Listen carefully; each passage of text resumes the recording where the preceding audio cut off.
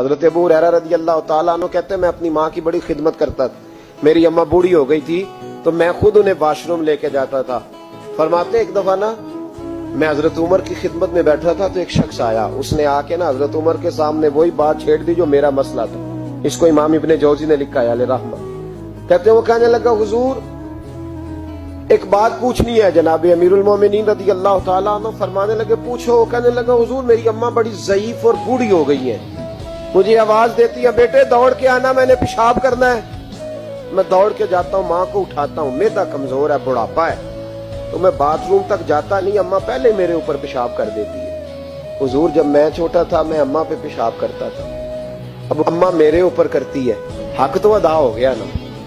وہی کام جو میں اماں کے ساتھ کرتا تھا اماں میرے ساتھ کرتی ہے. تو کہتے حضرت عمر مسکرائے, فرمانے لگے نہیں دوست کوئی حق ادا نہیں ہوا.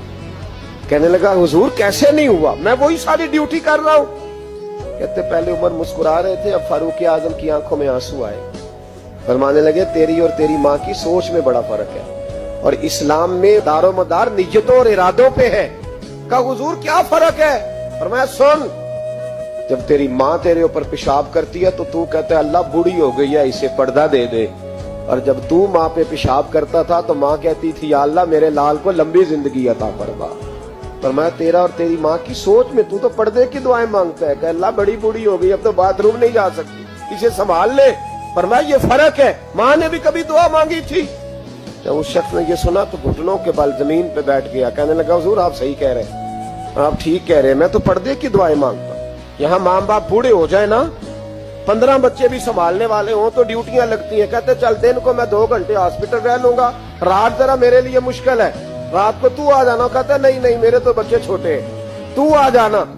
ماں نے تو نہیں کہا تھا کہ چوتھے کو میں کیسے سنبھالوں, چھٹے کی میں کس طرح فکر کروں. کبھی ایسا ہوا ہے کہ چھٹا بچہ پیدا ہوا ہو اور پہلے کی ماں نے کپڑے نہ بدلے ہو, 5ویں بچے کو روٹی دی اور پہلے کو بھول گئی ہو.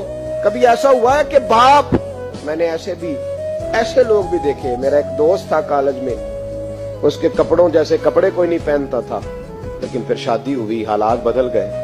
ایک دن میں نے اسے کہا میاں تیرا کیا حال ہو؟ کہنے لگے چھوڑو دور گزر گیا ہے, تمہیں پتہ ہے آمدن تھوڑی ہے, خرچے زیادہ ہیں, تو بیوی سے کہتا ہوں کہ بچوں کو بنا لے, ہماری خیر ہے.